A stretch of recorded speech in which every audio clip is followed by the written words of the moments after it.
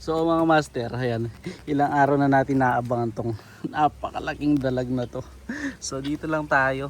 So ilang beses ko nang inaabangan, lagi, ayan. So ngayon mga kabeng-beng, ayan, oh.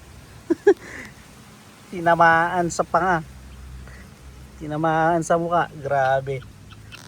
Napakalaki. So dito lang tayo. So actually kanina nakita ko na to nung lumutang, wala pa lang hangin yung ating unit. So umuwi tayo ng inan natin.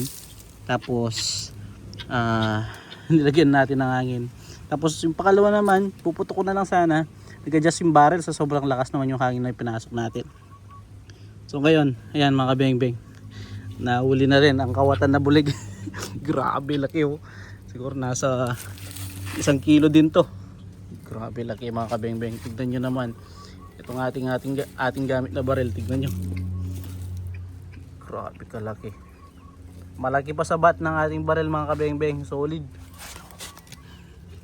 Grabe lapad, oh. So ayan, may pang ulam na tayo mamaya. So hintay-hintay lang tayo. Hindi ko alam kung ito yung nakita natin kanina, pero malaki talaga yung mga kabeng-beng. Pero siguro ito na yun. So at least masaya na ako, nakuha na tayo. So kanina pinutok natin, napakahina eh. So abang-abang pa tayo dito na. So ayan mga kabeng-beng, salamat po. Peace out.